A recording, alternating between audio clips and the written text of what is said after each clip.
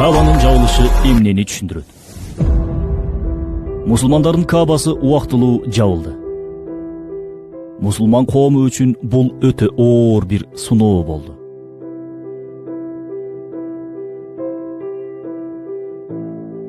Көпчүлүк бул адамзат тарыхындагы биринчи жолу болуп аткан окуя. Биз бүттүк, бул кыямат деп ызы-чуу салып кирди.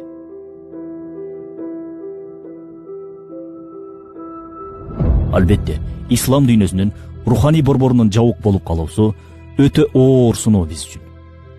Бирок окуянын өтмүшүн билбей туруп ызы-чуу чыгаруу да туура эмес экендигин эске салуу керек. Болгону бул окуялар бизге бир сабак, бир ибарат берүүдө. Ошол нерселерден сабак алып, акылмандуулугун түшүнүү бул мусулман үчүн негизги маселе. Биз бул окуяларга тарыхый назар менен карап көрөлү. Каба бул күнгө чейин жабылды беле?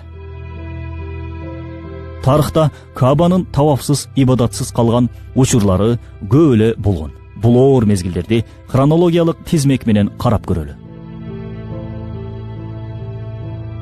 571 жыл. Эфиопиялык Абраха Кабаны басып алуу үчүн аскерлери менен келген жыл. Бул мезгилде Каба бир нече күн тавафсыз калган. Абрахадан чоочулаган эл чегинген кезде бир гана пайгамбарыбыз саллаллаху алейхи вассаламдын чоң атасы Абраха менен жолукканы барат.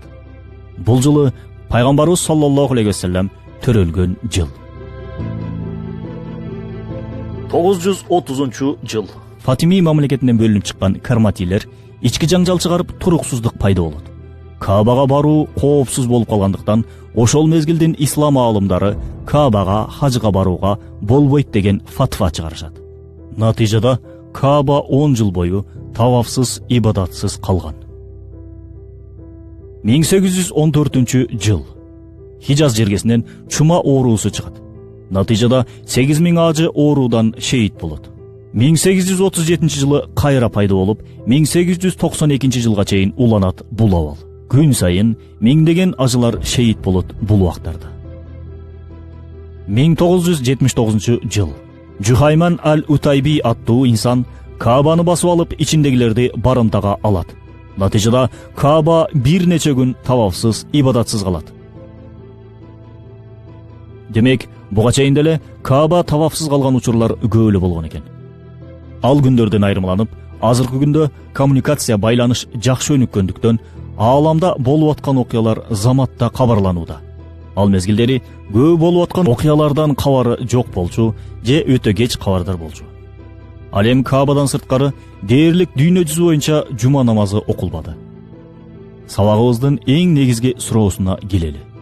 Бул окуялар башкача айтканда Кабанын тавафсыз, ибадатсыз калышы, мечиттердин жумасыз, жамаатсыз калышы, мындан сырткары диний сабактар, таалимдер, баяндардын да токтоп калуусу кандай мааниге келет? Акылмандуулугу эмнеде? Эң алгач айта турган болсок, мечиттердин ачык болуусу, каалагандардын Кабага бара алуусу, каалагандардын мечит медреселерге барып сабак ала алуусу бул неемат, сыйлык. Бул неематтарды мен жана бул сабакты угуп жаткан сиз сезе алдыкпы убагында, о менин бир тууганым? Мен бул жерде тигилерди же буларды күнөөлөгүм келбейт. Жоопкерчиликти ар бирибиз мойнубузга алалы. Тигилер муну кылбайт, булар мындай кылбайт деп өз нафсыбызды таза деп эсептебейли. Биз бул сыйлыктарга шүгүр деп кыймыл аракет менен, абал менен, тил менен айта алдыкпы? Куранда неематтар, сыйлыктар тууралуу болжол менен 125 аят бар. Ал силерге сураган нерселериңердин баарын берди. Эгер силер Аллахтын берген жакшылыктарын эсептеп көрсөңөр, аны санап бүтө албайсыңар. Акыйкатта инсан заалым жана шүгүр келтирбейт деп айтат Аллах Куранда. Чынында санап бүтүрө алгыс бир сыйлыктардын бирөөсү болчу бул сыйлыктар. Курандын тафсири болгон Рисале Нур чыгармаларында шүгүр неематтарды көбөйтөт деп айтылат.